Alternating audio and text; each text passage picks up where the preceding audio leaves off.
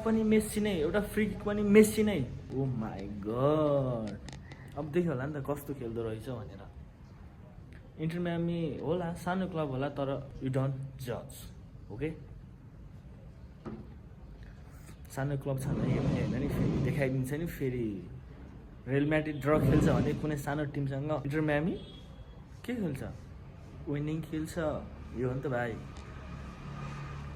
हिजो real Madrid खानाले यस्तो उस्तै झारे क्लब इन्टर मायामीलाई त प्रोटोले जित्छ। त्यहाँ त नेसनल प्लेयर दुइटा छ पोर्चुगलको, यस्तो छ, यस्तो प्लेयरहरू छ, त्यहाँ त बवाल खेल्छ, प्रोटो डेन्जर क्लब हो भन्थ्यो।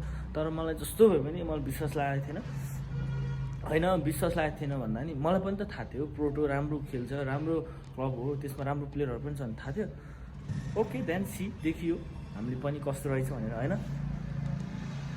धेरै पत्ता नगरौँ कि फ्रेन्ड, माई फ्रेन्ड, प्लिज पहिला गेम हेरौँ। अनि मेस्सी ठाउँ अनुसार खेल्छ, क्लब अनुसार खेल्छ, जस्तो क्लब त्यही अनुसार खेल्छ नि, होइन?